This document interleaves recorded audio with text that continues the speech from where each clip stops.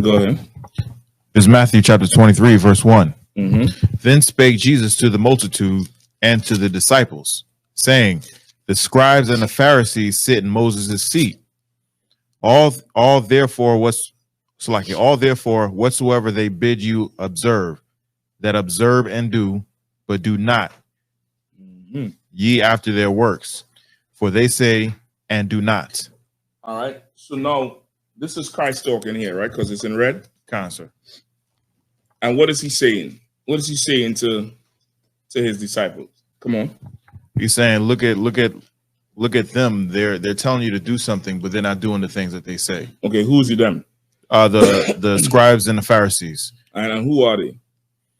They're the ones that are the judges, and because they sit in Moses' seat. So they are leaders, religious leaders. It's specific, right? Religious leaders of the day. So he's telling them about the religious leaders of the day. Who would your religious leaders be today? TD Jakes, Creflo Dollar, Louis Farrakhan,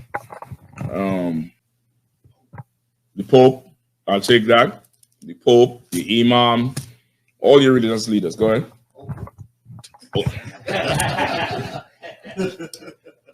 Oprah is a whole different thing by herself.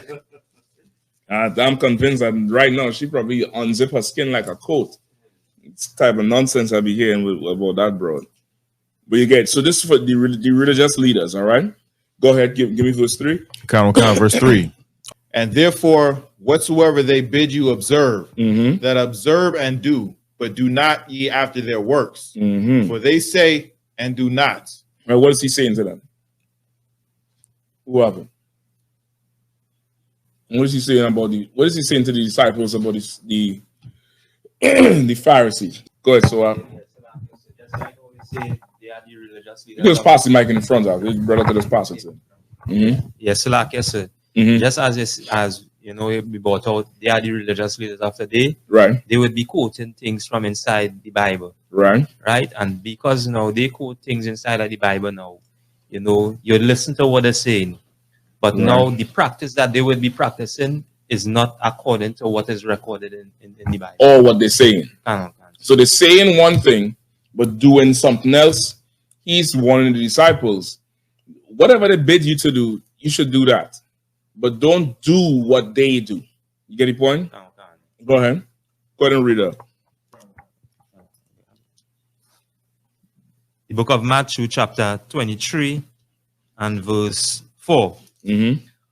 For they bind heavy burdens and grievous to be borne, and they lay them on men's shoulders, but they themselves would not move them with one of their fingers. Right, and that's what you have with these religions, right? These religions, they move forward to set forth their own righteousness. So what they lay on you as you come into them, they're not doing it themselves, number one. And number two, everybody has a certain burden you're going to have to carry. Whether you go to a slavery, whether you have children, whatever it is, there's certain things you have to do. That's just standard. It comes with the territory. Then there's stuff that that ain't nothing related to anything, and you being burdened with it. In these churches, that's how they operate. These churches come up with all these philosophies and man-made ideas, and they burden you with this thing, and that has nothing to do with what the Lord said. Right? Somebody had their hand up? Go ahead. And that's the thing he was talking about earlier about is it lawful or not?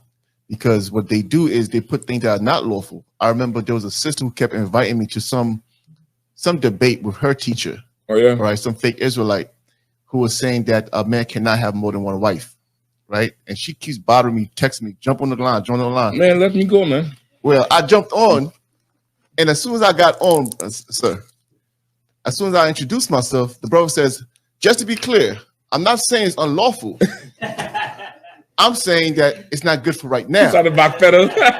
Right. And then afterwards, I texted sister, I said, are you happy now? She said, well, he never said it was unlawful before. Well, I mean, That ain't my problem. Yeah, man. Okay. You want to go in there. Everybody know who the UPK is. If you say you don't know, you're pretending, or I know you're lying. And you sit here today and still choose the other side. Stay over there and be the strongest cheerleader you could.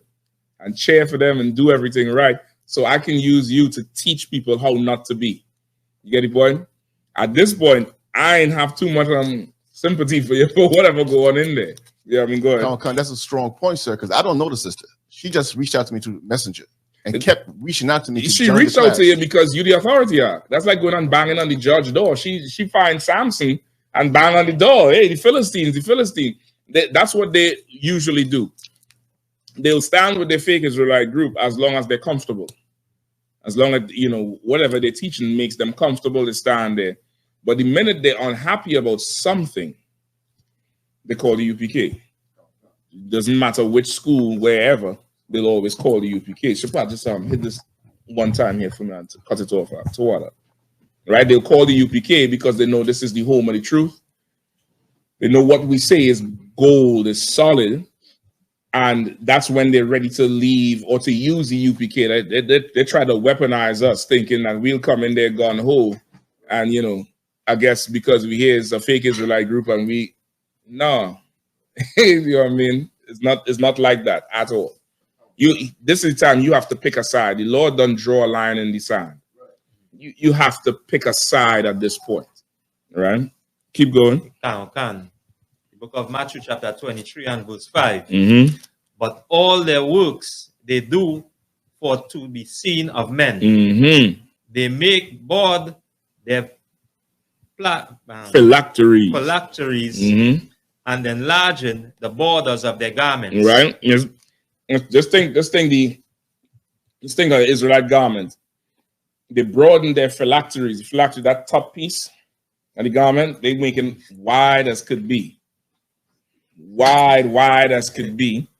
And we say that this is the last one. And enlarge the borders, the outside when you go all the way down. It's just huge.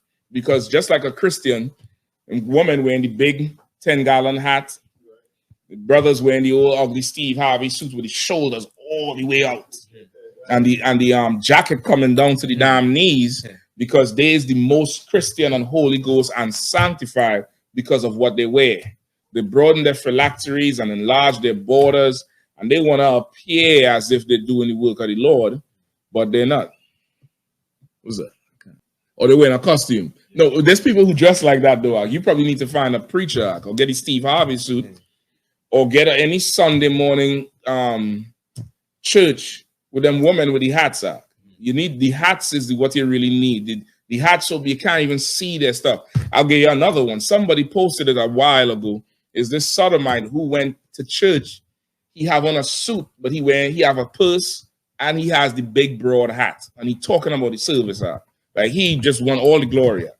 He want the glory from both sides. Right? You could probably look for those pictures. Somebody had their hand up? Go ahead. Priest, the Pope, the Vatican, all of them, where they broaden their garments. You definitely pull those up, Bakwash. The Pope, the Vatican people, they call them cardinals. They got the cardinals and the all red, and the long red ones, and then you had the archbishops and whoever else. You get the point? All of those holy men, they're gonna always come to you in a certain way to make you carnally look at them and think, wow, he must be great. Must be great. And not what is being said, not what is being taught, not how you're living, which is what the Lord wants. The Lord wants you now to get taught and change your life that would obey him, right? Not join some old fashion show of sin where you just in there doing everything you want, whatever you want, without any bridle. And as long as you look good doing it, praise Jesus. God is good all the time. All the time, God is good. Go ahead. Like straight up wolf in sheep's throat. I mean, sheep and you know what I mean. Wolf yeah, that you said it right the first time. Wolf in sheep's clothing. You get the point? Let's keep reading. Verse 6. And love the uppermost rooms and feasts, Mm-hmm. and the chief seats in their synagogues. All right, what does that mean? Warren? Concert. They love to be seen, you know, sitting in the highest seats. You know, Christ even had Christ even said, when you're invited somewhere, don't go sit in the highest seat. I mean, lest you be shamed and he asked to step down. But these priests, these Catholic priests, these Christian leaders, these fake Israelites, they love the highest seat. And I really feel that's really what was motivating a lot of these sisters who was hating on that sister China Monet, because they never been on a seat like that where they were being, you know, recognized for doing something or saying something right. So that's why they. Okay, I'll tell you what motivating them, Mark. They hoes are. That's just say that. That's that. And what I'm saying is biblical. You stick around, I'll show you it in the Bible. They got them hoes are. Right. That's all this is. They hoes. This ain't spiritual. It's very, very carnal. It's a very, very carnal thing to pick somebody out and just gang up on them for no reason. Right. They hoes are. Whores with the R. Right? That's all that is. Let's keep going. And greetings in the markets, and to be called men, rabbi, rabbi. That's it. So now they're seeking that high seat. Why are they seeking the high seat? You're right, they want to be seen, but it's something else.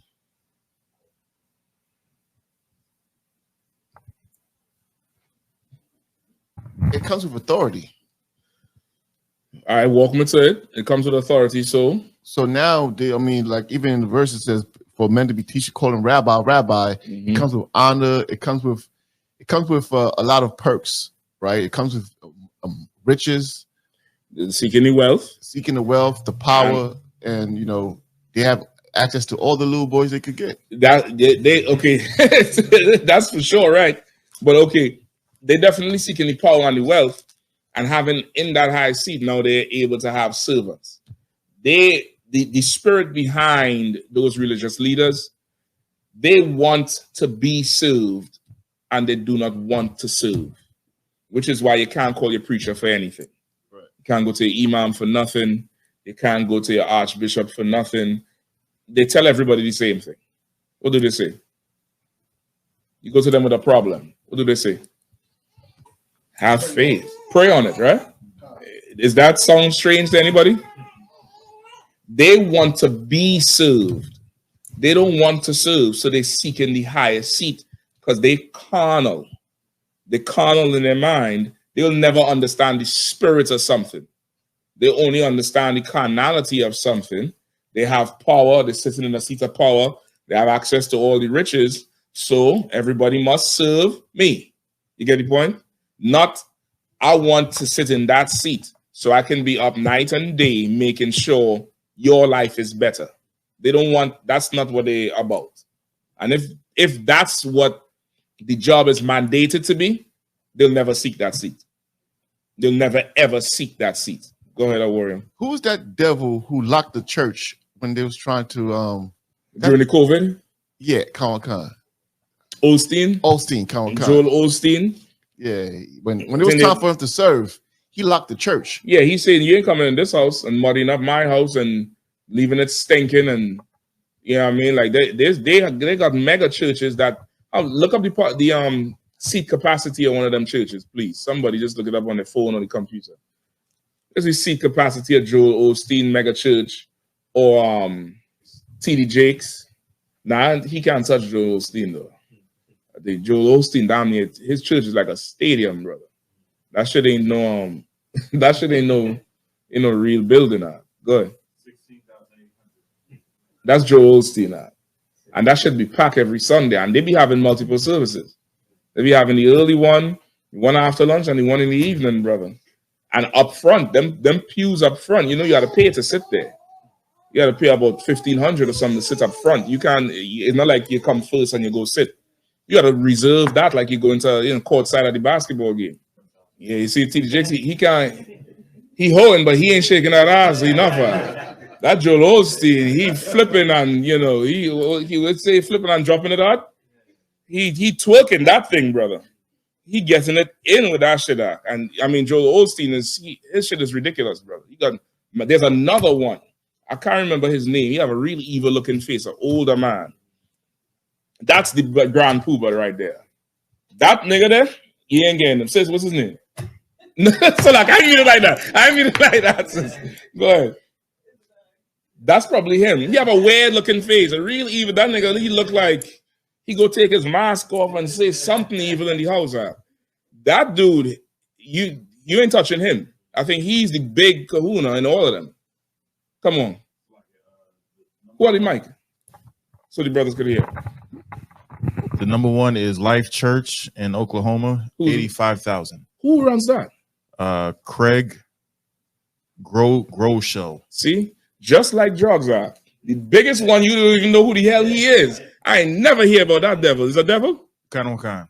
85 grand? 85,000, Kan. Somebody come teach this class. I go outside of church. Damn, $1 one Sunday for the month. I'm good. 85,000. Yeah. Yeah, that's why they want the high seat, brother. You got any more on it? Any more stats? Second one is 60,000 in Birmingham, Alabama. And then next one is Joel Osteen. This is an updated number. Who's the one in Alabama? Chris Hodges. That Bible Belt something extra, boy. That's Trump line right there. Go ahead. And the next one is an updated number, but it's Joel Osteen, which is 45,000. So it's not 16,000, 45,000 mega church. So like that may be for all the services. Yeah, I mean, shit. I don't care. I don't care. None of all the services. One, it don't matter because they ain't doing nothing for people, much less the Lord's people. You get the point? That's them, right? That's why they want that high seat. They want to be called rabbi or master, right? That's what they want to be called. They want to be on TV. They want to be seen as something great. You get the point?